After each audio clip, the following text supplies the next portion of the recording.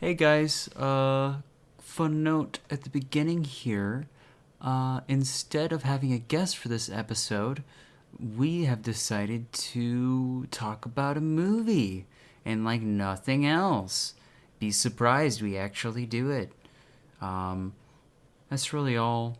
Sorry we posted late again, but hey, we're still here, and hey, we've got some interesting collaboration stuff coming up in the near future, so look forward to it. We're all very excited. Just keep them eyes and ears open. It's just like, it's so weird to hear them talk so nostalgically about a movie where a man rips off his shirt and says, "The tears of the children fuel me," and you can see crying faces burnt into his chest. Yeah. Because think about it, when a new horror movie comes out, it's on Facebook, it's on Snapchat, it's on Instagram, like, they blow it up everywhere, so they make sure everybody hears about it, if they have the money for that. She's right, this was the turning point of the franchise, and after that, the movies almost changed direction from where the first two were, because like he said, the second one did not do well.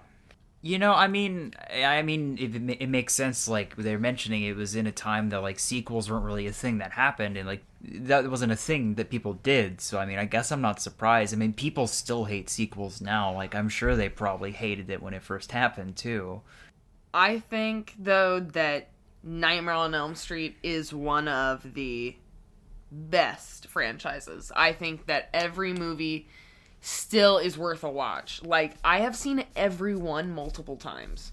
You mean the old ones, or the old ones? Yeah, no, not. I don't include the new one in the franchise because it's outside of canon. Of the original canon. Yeah, the one it that got just on the pirate ship. it doesn't have the camp. It just doesn't have the 1980s terrible FX. The cult classic ideas. I mean, there's so much here. So, Aubrey, before we get any further into this, do you want to introduce our special guest today? We have a special episode, and it's special because there's no guest. Today we're going to be talking about Nightmare on Elm Street, but specifically Nightmare on Elm Street 3, Dream Warriors. I am a huge horror fanatic, so I have seen a lot of movies. Like, I grew up getting to see a lot of 80s classic slashers because my mom would watch those with me. It's almost like she was educating me on her time and her pop culture, and I loved that because I really liked horror, and the fact that she would indulge in that, just that interest I had in the horror genre, the fact that she would go out of her way to show me stuff that she knew I'd like. And also moral lessons on situational awareness. Yeah, I mean, yeah, if anything, she's really just telling her teen daughter, beware! We started watching this, like, I want to say we started watching around, like, when I was, like, 12, 13. But one that we watched together was The Nightmare on Elm Street. And then after we watched Nightmare on Elm Street 2, Freddy's Revenge, we eventually watched 3 Dream Warriors. And when I saw Dream Warriors, I realized I was looking at a piece of cult classic media that was truly like a time capsule, honestly. It's something that I feel like if you saw it in theaters, you would be like, this is gonna outlive me. Oh, yikes. This is gonna outlive me. That's a really dour thing to be thinking while watching a movie in a movie theater. You're paying a lot of money to be there, Aubrey. No, think about it. Movies, they always will outlive us. How many old time movies do we, now, like Citizen Kane? People still watch that in their film classes, and that movie's so old. I mean, fair. I actually felt that way about the Titanic because when I worked at the movie theater, I had a manager who used to like run that film, and it was back in a time when they had to like run it on 2 separate, like they didn't have enough space on the reels, so he would just have to like sit there and watch the entire movie until the exact cut point and just swap it right at that moment to where it seems like nothing happens, but you're just swapping to just a complete separate reel because that movie was that fucking long. He had to do it twice. No, I mean, I think everybody that saw Titanic, everybody that saw the first Star Wars movie, they saw that and probably thought, yeah, this is gonna outlive me. I mean, Or maybe they didn't, but... I mean, I was more focused on being the fifth wheel when I watched Titanic, but that's a different story. Okay, so the thing was, Nightmare on Elm Street 3 Dream Warriors was not, like, super well received when it came out. I mean, people liked it. They liked it. Like, they did like it better than the sequel, Freddy's Revenge.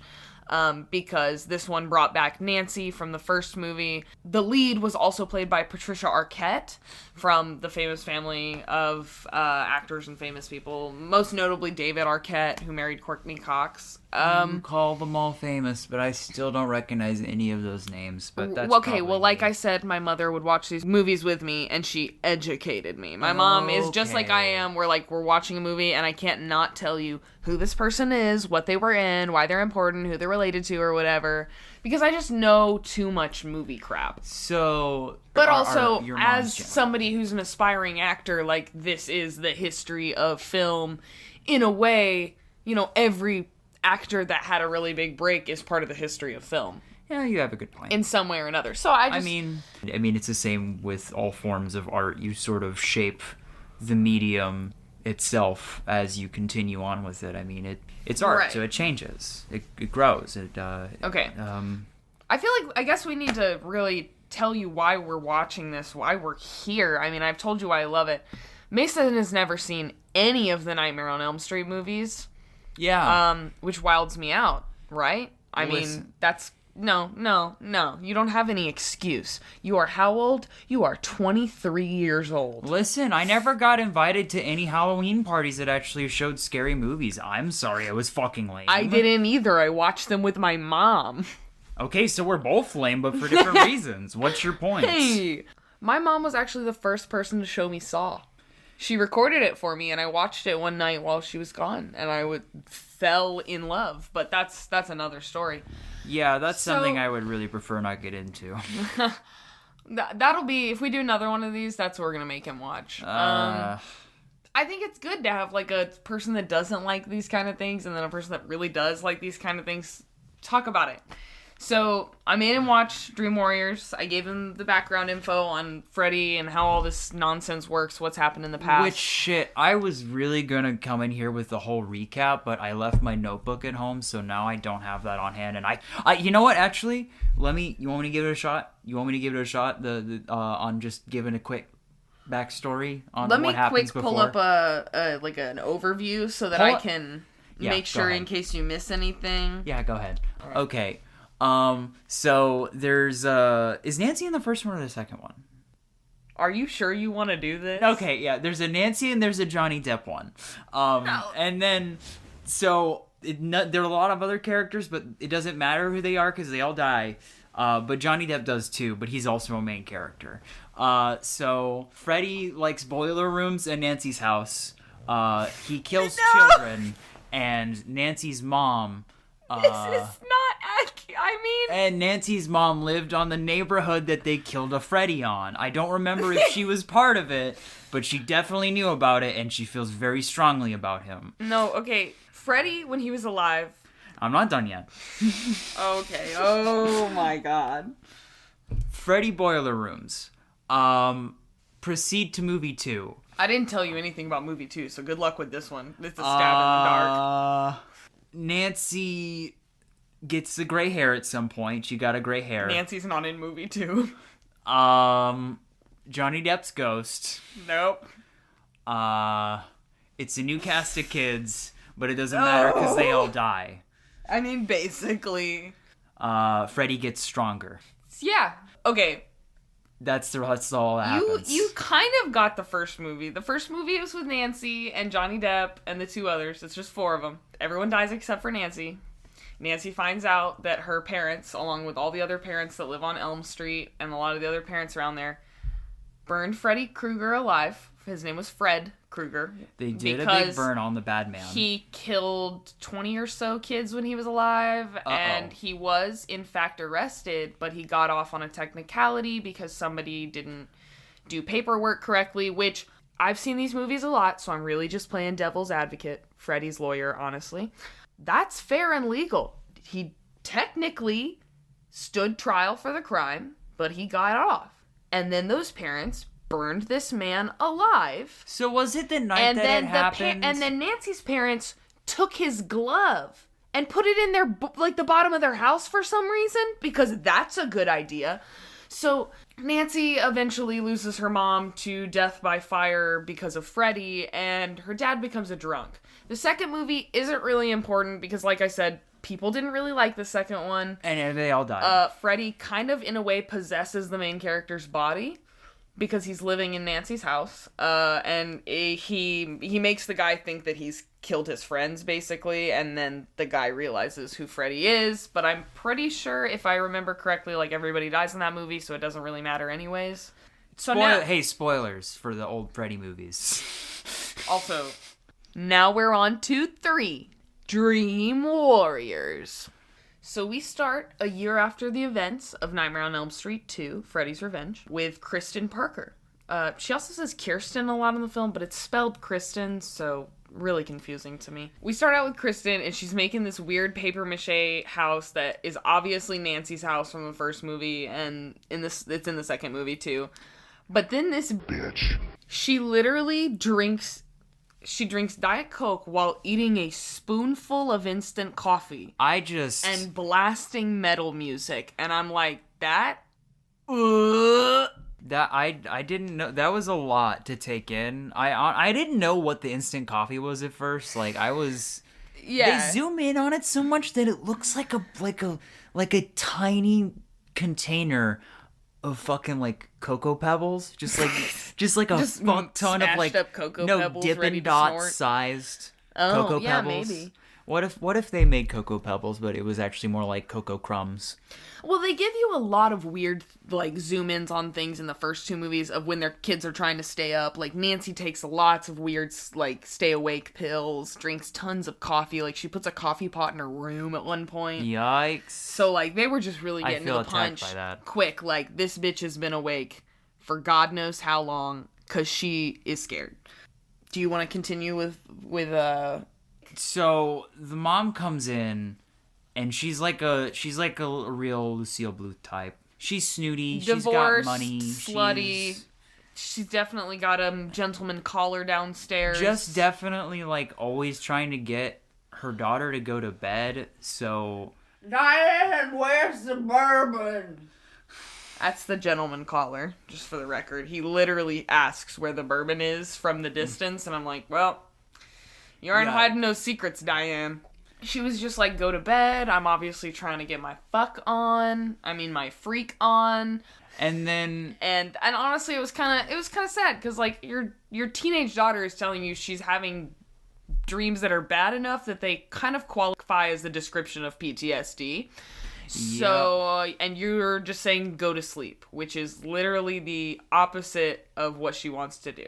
So that's bad. So Kristen goes to sleep. I feel like it'd be the same psychology of telling a person who's allergic to a thing to eat it. Right. Their brain thinks that is going to kill them if they partake of it. They do not want it, but someone is trying to force it upon them. I guess that's really what the whole movie's about, from what I sort of got from it. I mean, really just everything that happened to the kids. It's the fact that none of the adults will listen. It's kind of like Persona 5. The moral of the story is, adults are garbage. Oh, hey, that is a note that I remember writing down about a third of the way through this movie.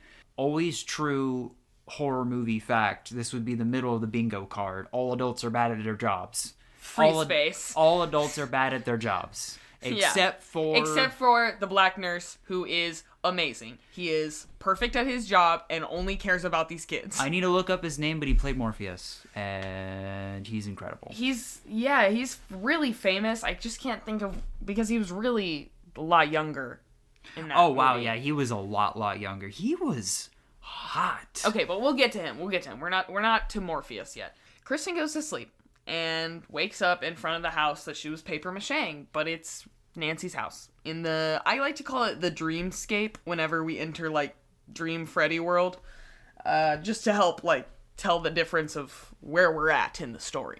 So now we're in the dreamscape with Kirsten, whatever you want to call her. There are, a bunch of children singing the classic song, 1, 2, Freddy's coming for you.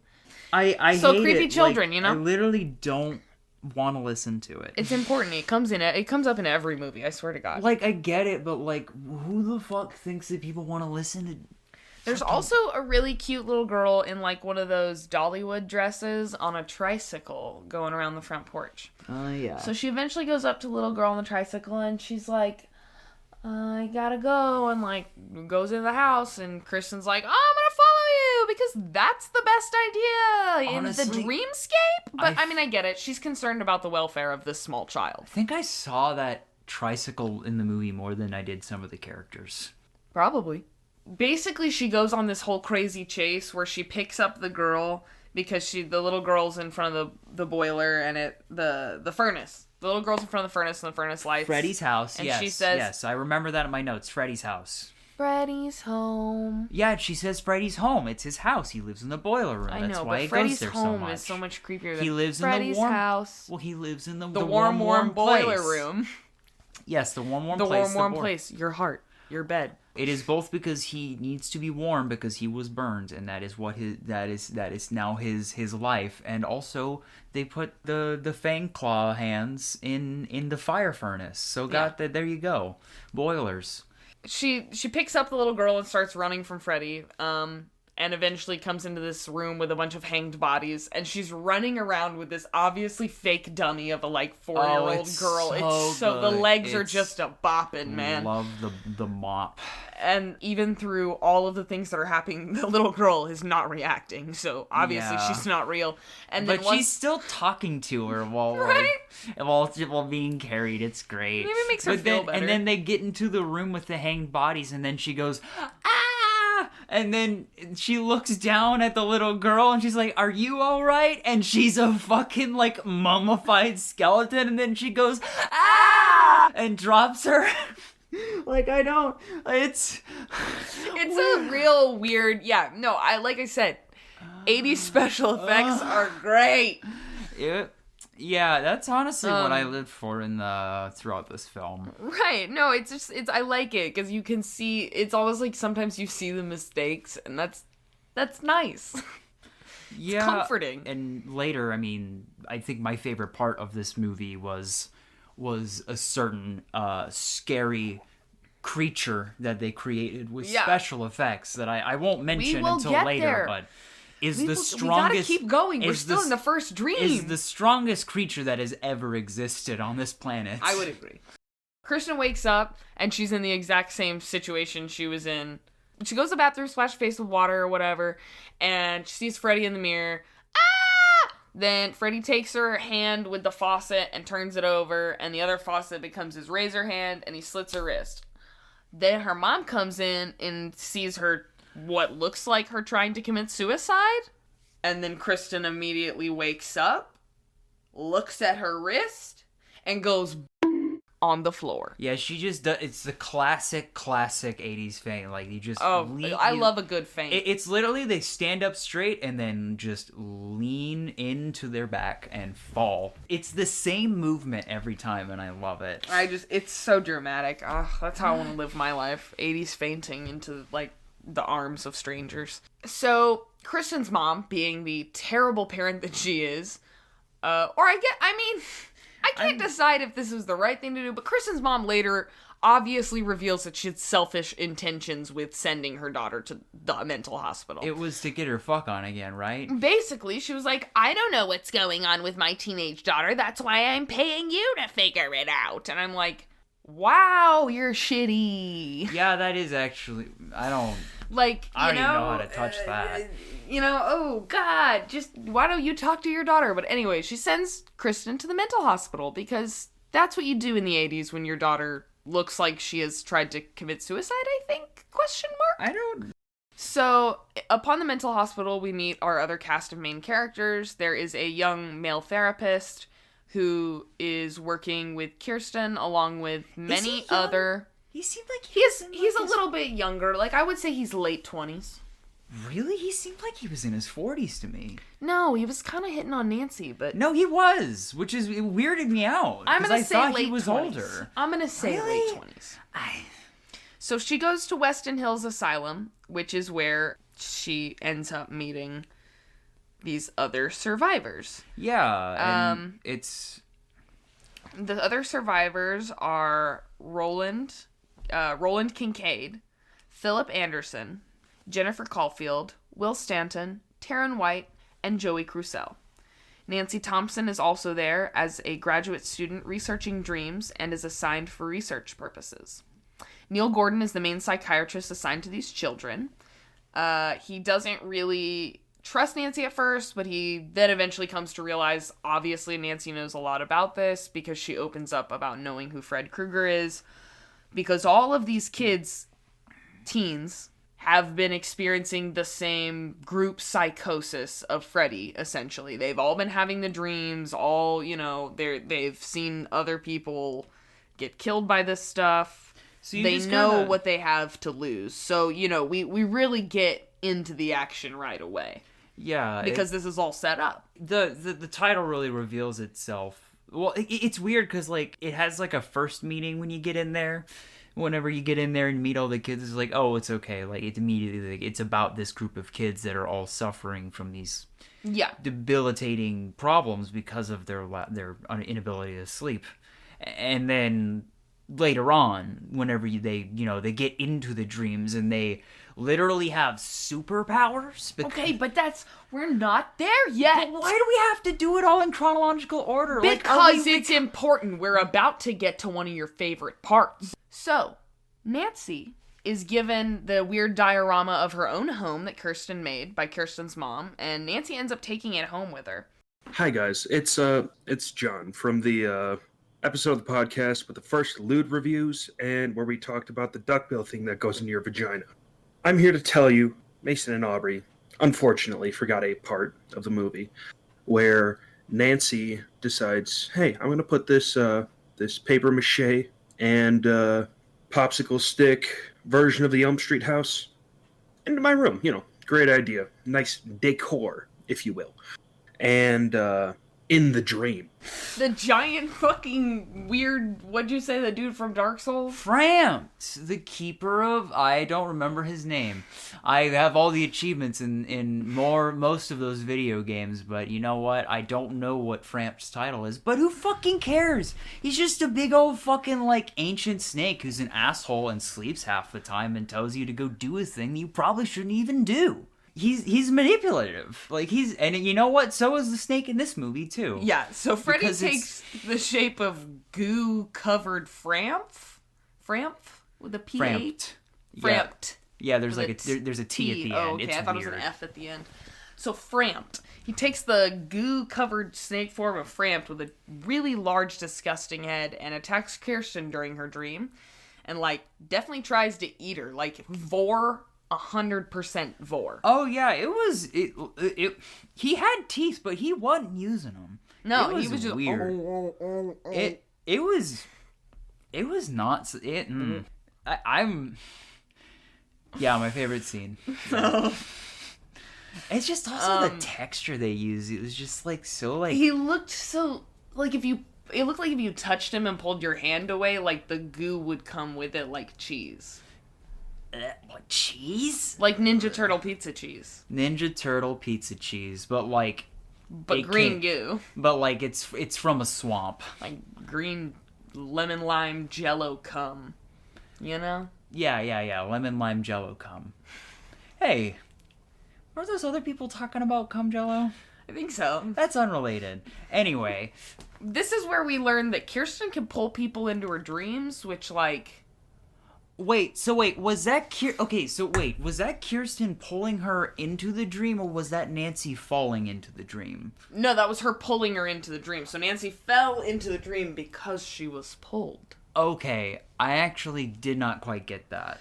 So wait, was that her because she superpower? called out for Nancy. She called out for Nancy. I mean, yeah, that's Kirsten's superpower, is she can bring people into her dreams, really. Okay. Yeah, they have superpowers. They're dream warriors. The title says it all.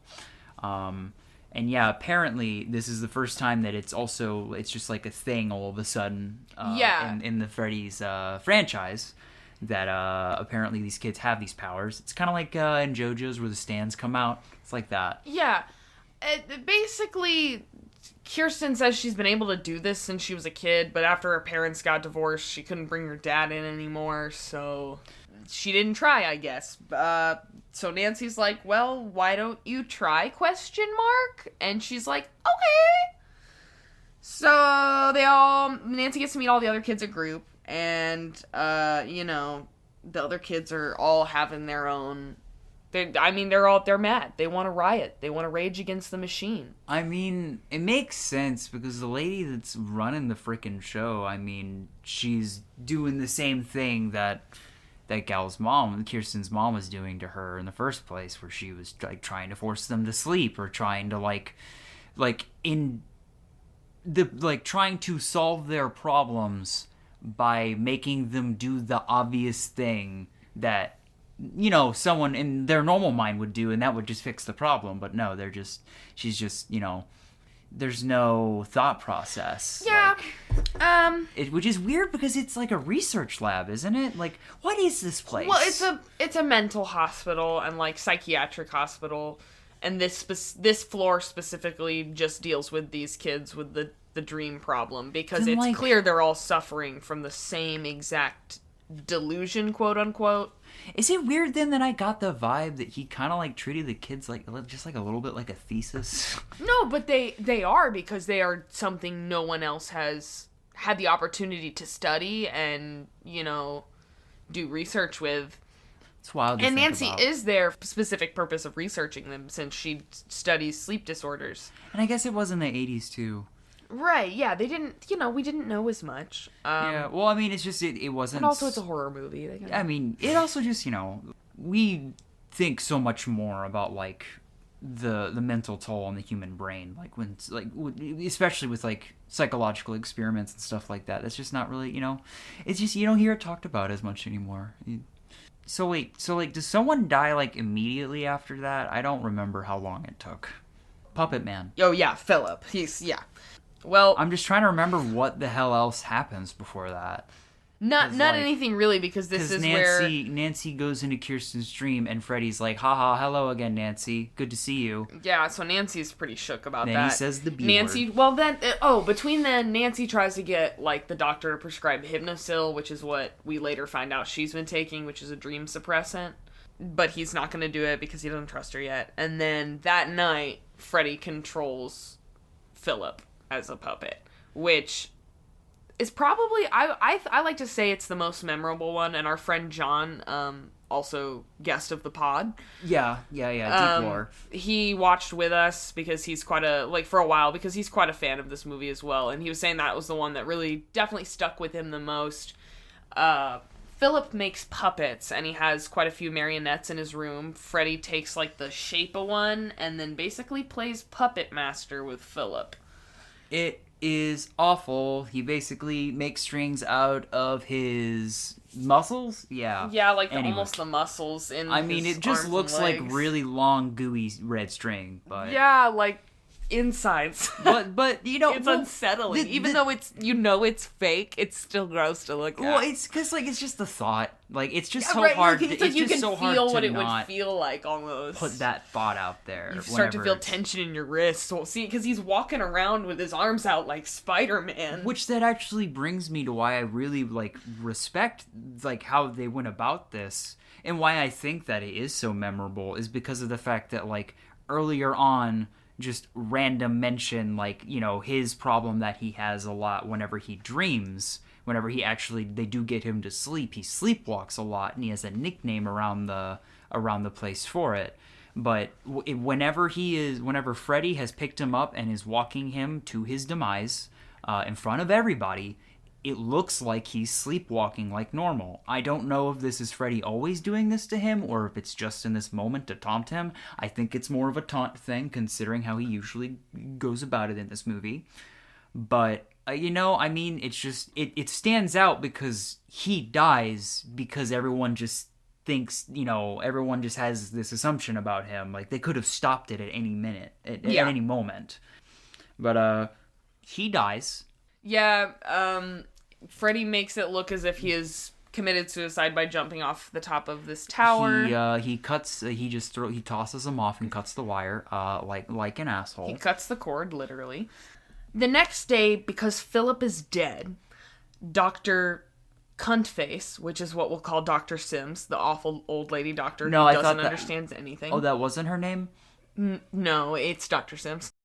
So Dr. Cuntface decides all the patients are going to be locked in their rooms at night, and they're going to sedate them to make them go to sleep, which, again, all adults are terrible at their jobs in horror movies. Don't know. This is like when Elsa's parents were like, conceal, don't feel. No! Yeah, I'm pretty sure this moment was the moment that I wrote that down. Yeah. So, Kincaid puts up a huge fight about it, and he's like, oh, hell no, I am not going into the quiet room. You're not going to sedate me. And they're like, well, we're going to put you in the quiet room. So, they basically put him in solitary, and that really, like, upsets Dr. Neal, the therapist, and he's like, you know what, prescribe them Hypnocil so we can suppress their dreams. And that really pisses Dr. Cumpface off, but she can't say no. She can't. Why was that? I don't really remember why. Well, he's their therapist, so he's allowed to make, or like their psychiatrist or whatever. I don't know if I think he's a psychiatrist. So he's allowed to prescribe things like that and make those calls for his patients. Yeah, but like, what was her reasoning for that being such a bad idea? Like, she considers it a research drug. Like, it's not fully developed and finished, so she didn't want to test it on children. Understandable, I guess. And, you know, if you think this is a load of crap, it would make sense why you would react that way, even though she's the worst. I mean, fair. I guess it's just now on to kill number 2. This is the one I was super excited for because I have a fun piece of trivia. That night, Jennifer convinces the nurse Max to let her stay awake and watch TV. Jennifer is obsessed with being an actress. That's like her dream. She just really wants to stay up and watch TV and smoke her cigarettes. And Max is like, you know what? Okay, your friend just died. I didn't see you here. I'm going to let you stay. I'm going to leave. So after he leaves, she falls asleep like almost immediately. Yeah, like just... Do cigarettes make you... No, they don't make you sleepy. Do they... But you can fall asleep while smoking a cigarette. There's definitely a lot of people who've died that way. Oh, yeah, Spike Spiegel did that once, remember? In the anime. Yeah. In that anime. In that anime.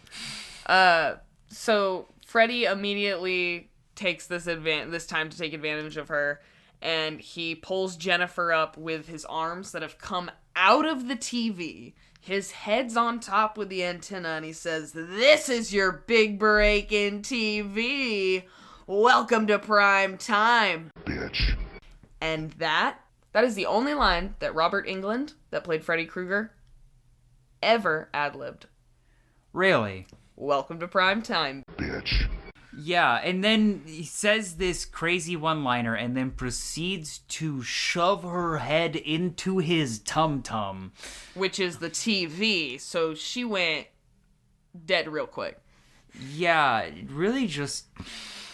And how like in the aftermath of this, where the doctors come in, the nurse like comes to check on her after hearing this loud noise and just sees her just hanging, like just head just fully mounted inside of this television, just head dangling there. Like how what do you say at that point? How do you say that that's a suicide? Because that's what they rule all of these killings is suicides. So how do you rule that one a suicide? Because there is literally no way a girl could propel herself that far off the floor and into the TV. Yeah, like it's above her head, isn't it? Oh, yeah. He had to pick her up. So, like... Which is weird, because, like, doesn't he always use his, like, slicey boys? Like, not always. I guess not, because this time he just grabbed her and went... You know, that's the second time... He didn't use his slicey boys to necessarily kill the first guy. He's got a thing with... He does use them in it. It's kind of like... He's got, like, an absorbing thing, doesn't he? Because, like, you know, he tried to, like, eat someone like a snake, and now he's, like, shoving someone into his tummy. I mean, well, in a way, wasn't really his tummy. It was just he kind the of, TV. like, absorbs their souls. Oh, wait, yeah. This, after Jennifer's funeral, is the first time that Dr. Neal sees Ghost Nun. Oh, yeah. Ghost Nun is Sister Mary Helena. Wearing all white. Yeah. Even though... But I guess that's what makes her a ghost. Other than her just being a ghost. I guess they just have to, like, when they become ghosts, they have to swap to white. Do you think they like it more? Well, I think it's like a way for them to show that, because they make it pretty obvious that she's not human. Like, you know, she doesn't seem like she's a real person. And I think the white is to symbolize that she's not a bad apparition. You know, that she comes to help. She's a cool ghost. A ghost. She's a friendly ghost, like Casper. Yeah, but this one... But not as fun. Because she's a nun. But that's okay, because that was just her occupation in life. Yeah. He tells her that his faith is science, which, why would you tell a nun that? Okay. At least he's honest. She tells him, that's a sad choice. Oof. And that the only way to save the children is to put the unclean spirit to rest. And then she disappears. And Nancy's like, hey, who the hell are you talking to? And he's like, the nun? Nuns don't wear white, do they? They don't. I didn't take any of the hypnosil, I promise.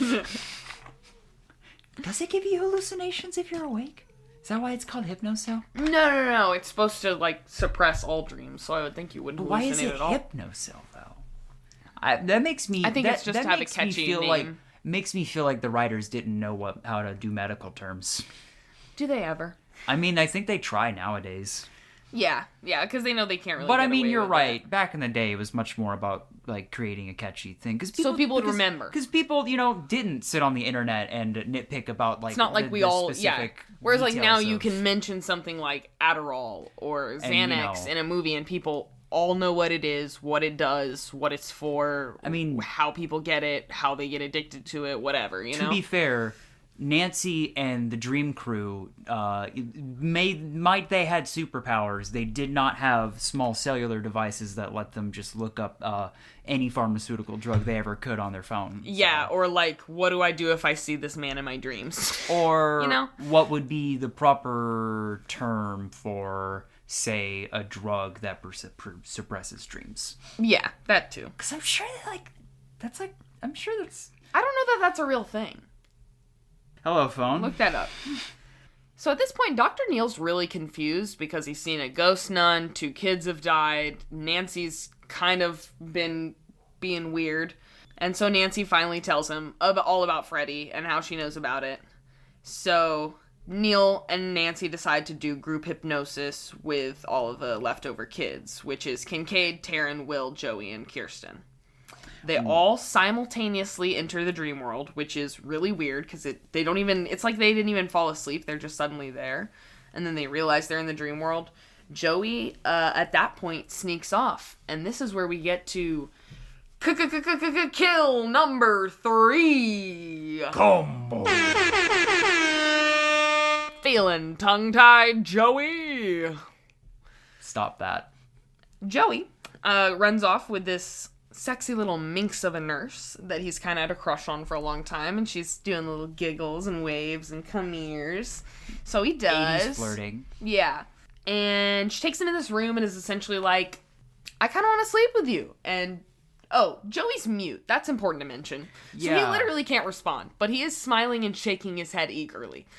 They start making out while she's naked, and then their tongues become fused together as one, and then they pull apart Lady of the Tramp style, except it's not sexy, it's super scary. I don't know how it could be the first one. Yeah, and then after that, you're never gonna guess, the tongues become bondage tools. And shoot out of her mouth and, like, strap, like, all of his hands and feet down to the bed. And then Freddy shows up and he's like, haha, got you. You're horny, you son of a bitch. And then... He does not say that exactly, but he does insinuate very hard. Listen, what you bring to the table is perfect memory, and what I bring to the table is perfect paraphrasing. Perfect paraphrasing. So then after that, after he says that, which he definitely does, the bed opens up from under Mr. Joester, and it's hell under there, and there's a fire under him, and he wiggles a lot and is upset. And yeah, because he's basically tied over a flaming pit to hell. With tongues. Then we'd go back to the other kids who realize, oh my god, we're in the dream, and Joey isn't here. So yeah, they eventually get out of the nightmare, and Joey's in a coma. And so Dr. Sims, Dr. Cuntface, brings over the Dean of Medicine of Weston Hills, where they are, and they decide, you know what caused this coma? Hypnosil. I'm sorry, what? Oh, wait, yeah, I was looking that up. You've decided Hypnosil suddenly caused some kid to have a coma after taking, one pill? Okay. Also, I was just looking this up, and this was just very, troubling search terms. It's all appetite, yeah. Emotion. They decided it's Hypnosil's fault. Why? I don't freaking know. Oh, antidepressants do that. Oh, antidepressants can suppress your dreams, yeah. I believe smoking marijuana regularly can also suppress your dreams. Yeah, a dude I used to listen to on a old, it was like a YouTube show I used to watch a lot. He used to smoke a lot back when he was younger. And he would mention that he did not dream at all, it was all gone. But when he stopped, when he got a bit older, then they get crazy. It just came back all. No, yeah. And I think I've heard people say that the dreams get kind of wild sometimes. That's interesting. Well, they immediately fire both Nancy and Dr. Neal because it's Hypnosil and their fault, I guess. And they're gonna do whatever they want and sedate all the kids. So they sedate and isolate Kirsten. Honestly, this lady at this point is more of a villain, almost as much as a villain as the...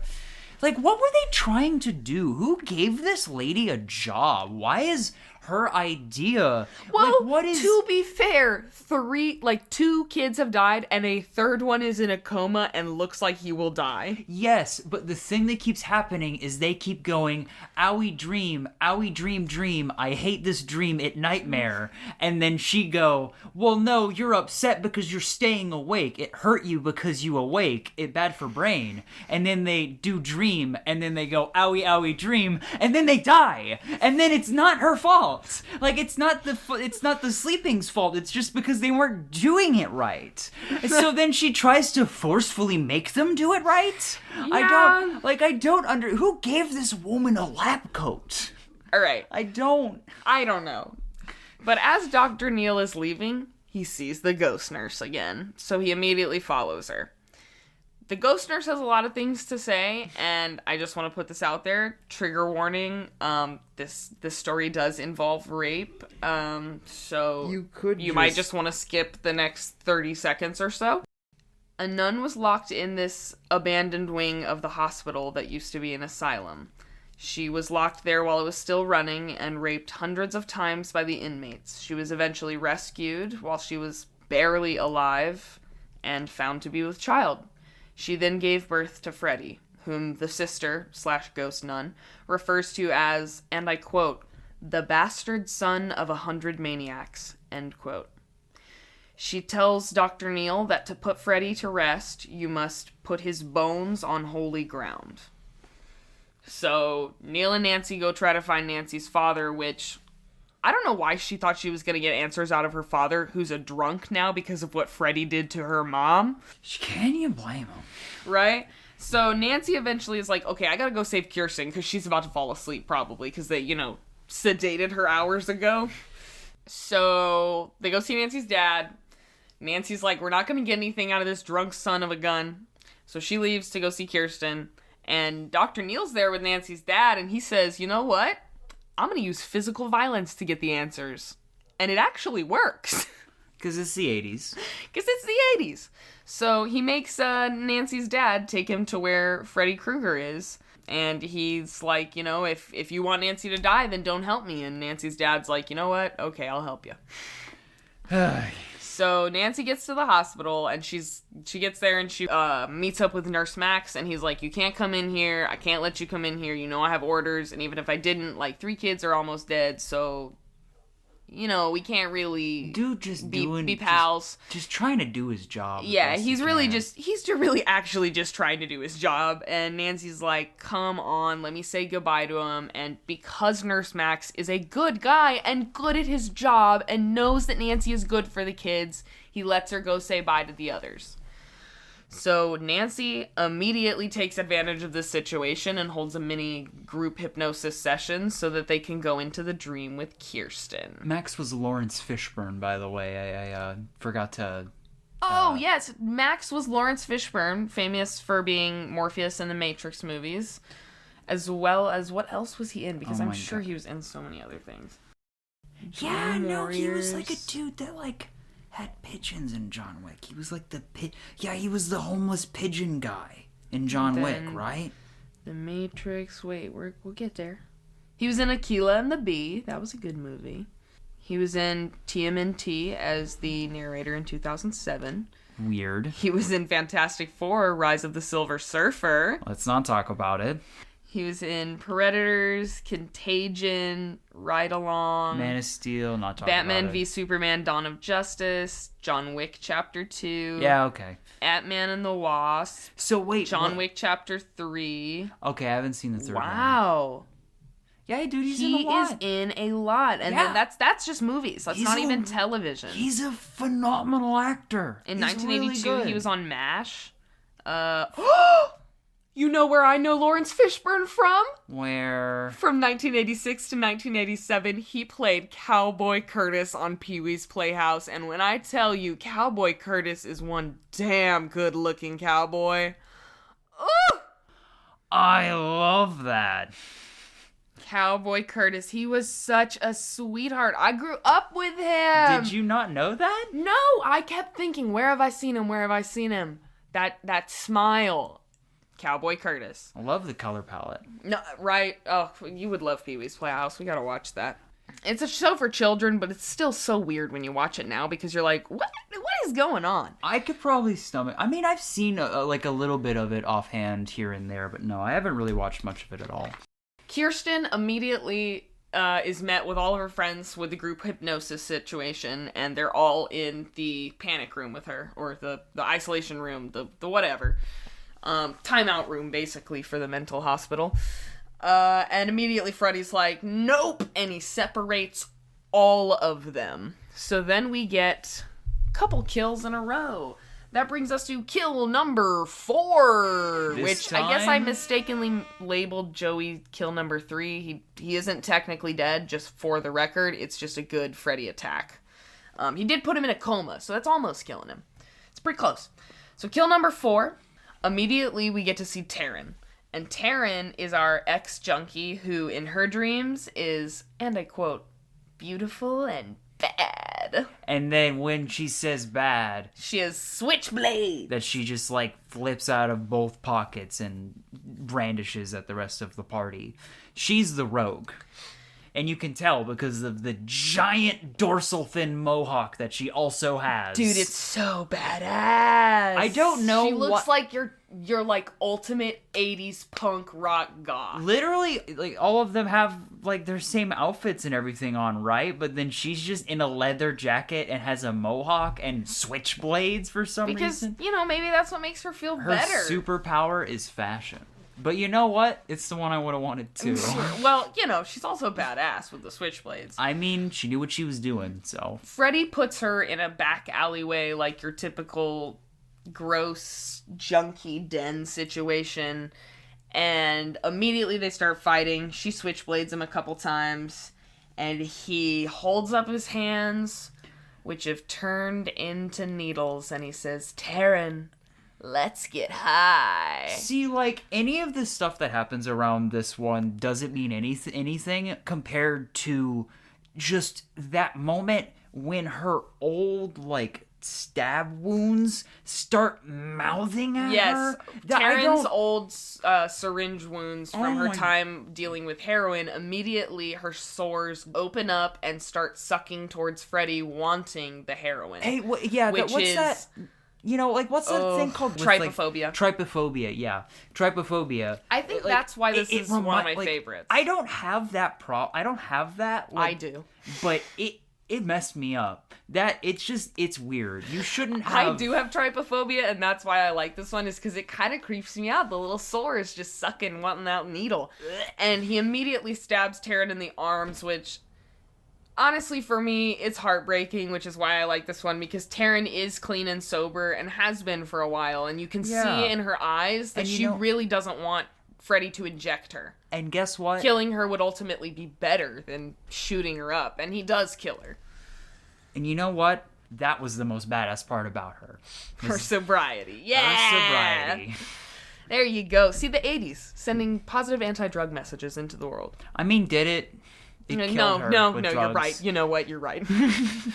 So, on to kill number 5. Pew, pew, pew, pew, pew, pew, pew. Yeah. The Chair of Death. Yeah, so there's a cute little Will who is bound to a wheelchair for the entirety of the movie. He's super into D&D, and we see that in his dreams he is... God, I wrote it so big. I'm pretty sure it's the Wizard Master. The Wizard Master. No, he said, in my dreams, I'm the Wizard Master. Yeah, and shoots a lightning bolt.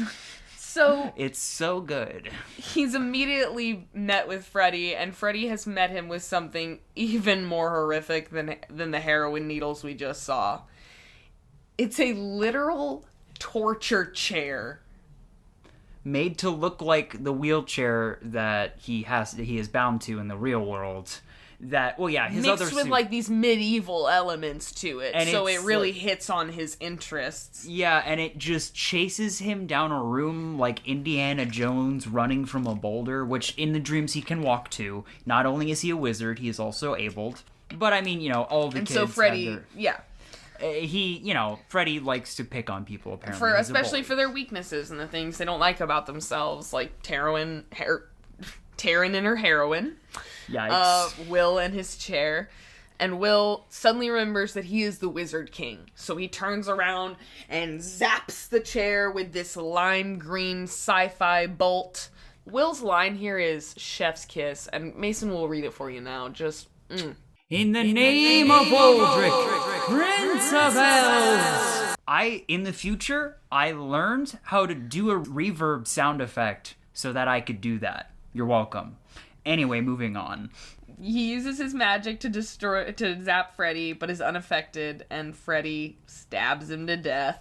So that he does do the finger stabbing. It's weird because, like... Sometimes he does it, sometimes he doesn't. But that's what I like about Freddy. It's never the same. Never the same. Like, sometimes, like, the finger stabby is just, like, completely unrelated to the thing. Yeah. Like, it's weird. You would rather kill him with the chair, but hey, if you're going to play games with the chair like that, then I'll just stab you. I mean, if you're going to turn into the Wizard of Camelot, if you're going to turn into the Lizard King, into the Lizard of Gamelon, he's going to just stab you, because I guess that's just his failsafe. That's what they're for. Right. Like, yeah, exactly.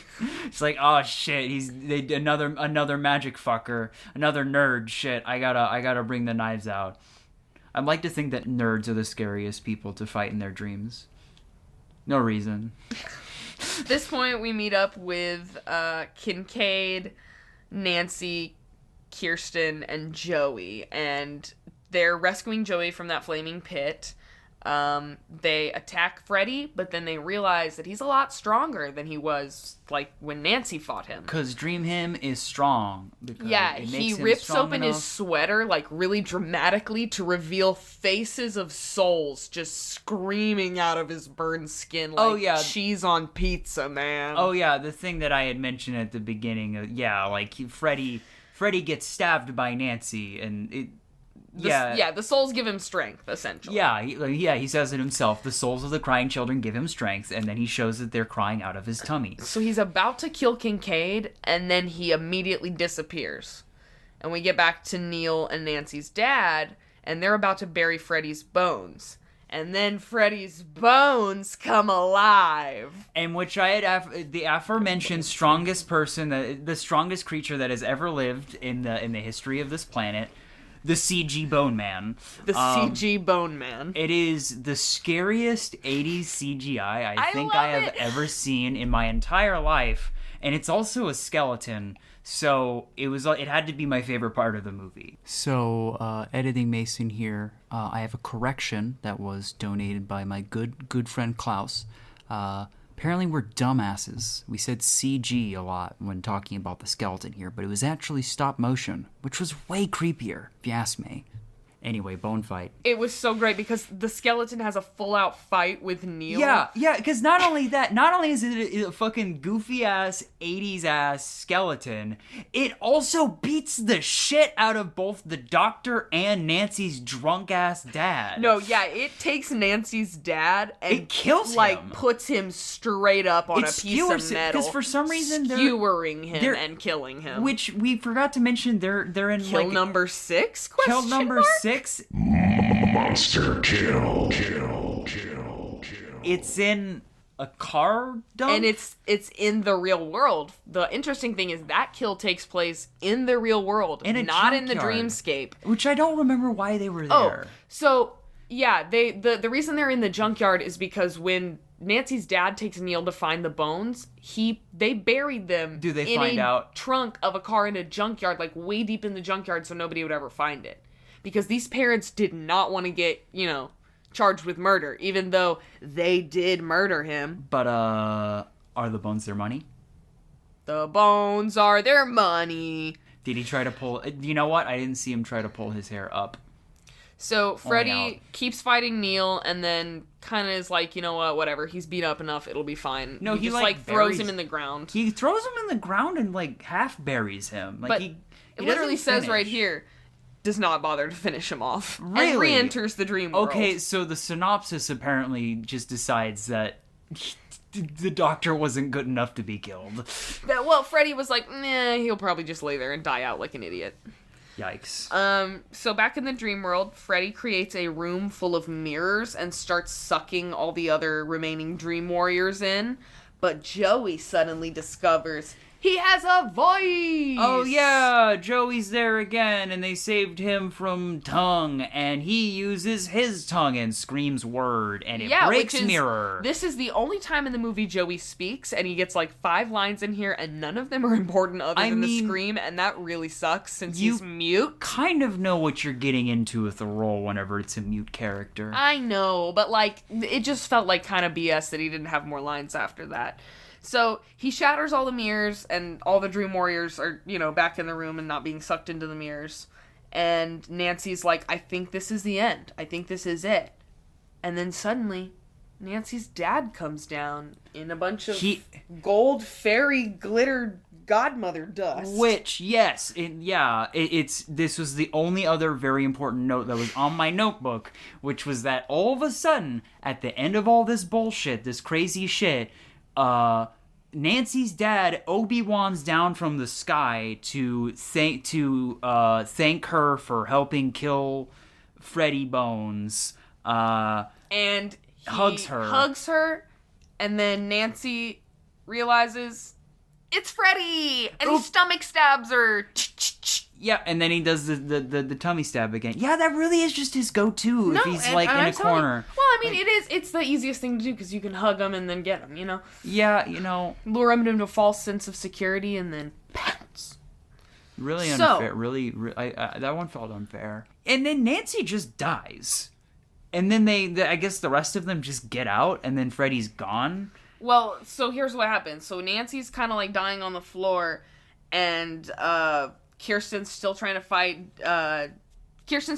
Freddy, but in the meantime, Neil wakes up and gets the bones in the grave, pours holy water on them, and throws the crucifix onto it, and Freddy gets, destroyed, because also, at that same time, Nancy takes that opportunity to have Freddy stab himself, so it kind of all culminates together, but... I see. So he... and then the the energy of the crying children is released, and then their souls are then they just let go. And it is revealed that Nancy has passed because the last scene is her funeral. And that is where Dr. Neal sees Ghost Nun for the last time, where he discovers that Sister Mary Helena is really Amanda Kruger, the spirit of Freddy's mother. So, she was telling him all this stuff because she was that nun that got trapped and stuff. So, and I do believe Ghost Nun comes back. Wait, she does? Okay. Yes. And well, I will say the delight through this movie was Kincaid. I love his character. He has so many... Yeah. We had a lot of good quotes written down by him. Well, I mean, I felt like he was kind of the voice of the audience a lot of times, because he was the one that would be the most, like, boisterous, like...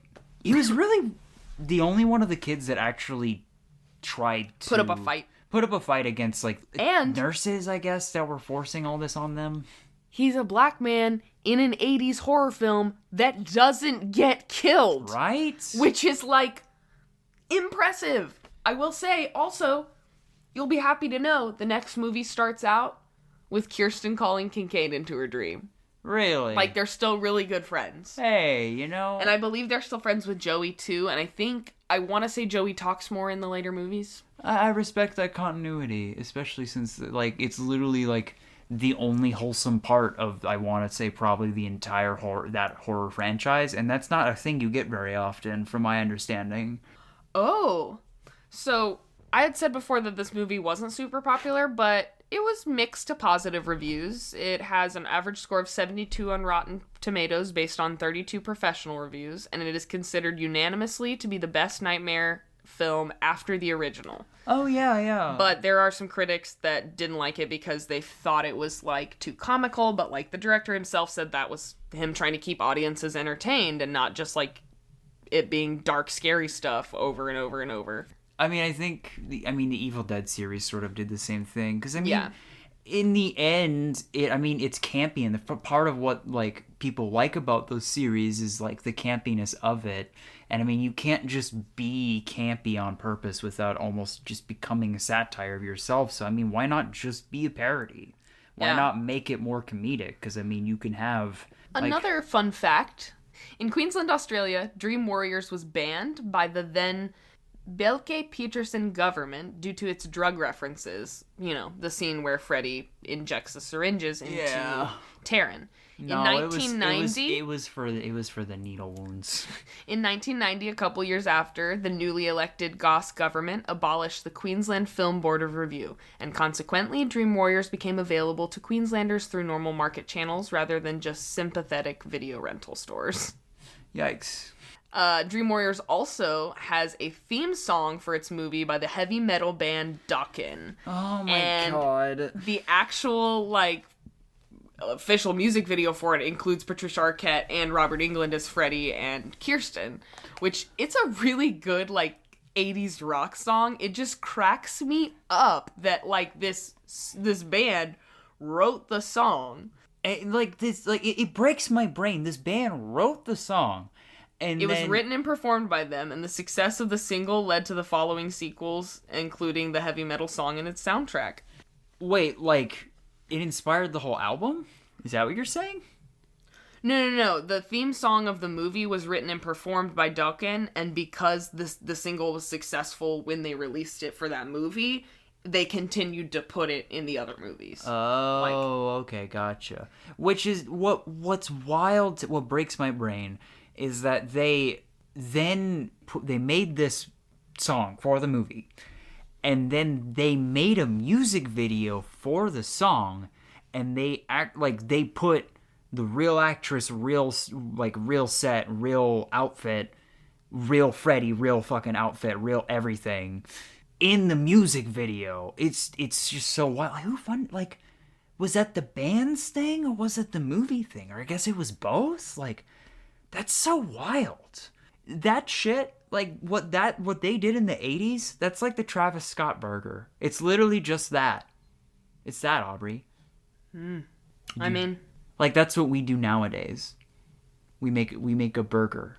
I was trying to nothing. figure out if Joey got to talk later. No, it's okay. That's nothing. You go ahead. I was trying to find out if Joey got to talk later, but it's not really telling me. That's definitely going to be the thing I'm going to cut out and put at the end with no context. No context. But through this, I have learned that all of these kids that are in these movies, their parents were in some way involved with the killing of Fred Krueger. So, does nobody else think it's, like, really fucked up that all these parents, like, multiple sets of parents got together and burned a man alive because they were mad the court system didn't do their job right? Like...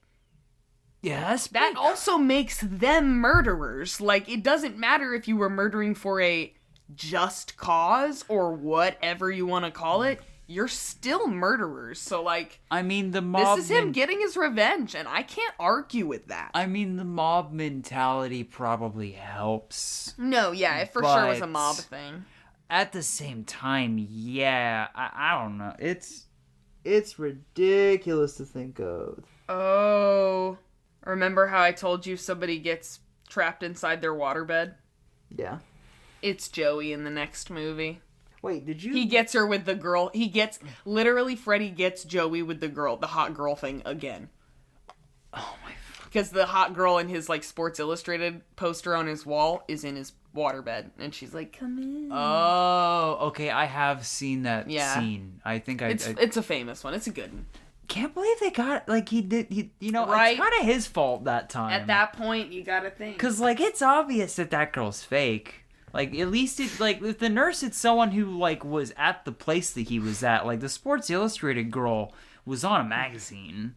Now she's not there no more. And yeah, like, why would she be inside your waterbed? Like, I don't know, She'd be dead. Maybe for, like, a first-time Freddy guy, but, like, he's a second-time Marty. He's been around the Freddy block before. Yeah. He's had this exact same thing done to him. He's seen so many people die. How? How did he do that? Is he just that horny? I guess so. I mean, yeah. That's gotta be the answer. He's just too horny for his own good. Well, that seems a good a note of any to leave it off on. If you liked our special episode movie review, let us know. Like, send us an email if you want us to do a different movie, if you want us to do another horror movie, something else. This is just like, we didn't have a guest this week, so we figured we'd release something a little bit longer than what we usually do. Yeah, we talk about a lot of stuff on here, and you know what? I kind of, since we couldn't find anybody, circumstances, I figured, why not, I feel like it's just as special to have a topic as our guest, since it's so hard to keep them in the room. To keep a topic in the room, Topics, they come in and out like dogs and cats. We had to come in with an outline and everything, like... which we forgot, but... Yeah. It's okay. That's how we work. This time we talked about actually only one thing, and it was Freddy Krueger. Specifically, Nightmare on Elm Street 3, Dream Warriors. If you haven't seen it, go watch it, because even though you just listened to us talk about the whole damn thing, you didn't see it with your own eyes, and, like, you gotta... And trust and believe it's assure worth. You me, I already know that entire explanation did not make any sense, so, like, there's a lot you'll get out of it. Hey, I mean, I've listened to movie reviews like through podcast mediums. That's how it goes. Have you listened to Death Blart? Yeah, I've heard them talk about that movie 5 times now, and I still can't even like picture how it goes. Not fair. Well, we're just excited to be bringing more content. We'll be back next week. Want to do what we can to try some new stuff. Yeah. We're possibly working on a collab in the future, Yeah, we'll upcoming things. We'll update everyone before that stuff happens. We'll let you know when we know, okay? I just want to give some, like, excitement, some buzz. Oh, I mean, yeah, but I mean, hey, we'll let you know when we know it's exciting, too, because that means that even we don't know what's going on yet. Whoa! I think they already assumed that. I gotta pee. Yeah. Fuck. I missed the button.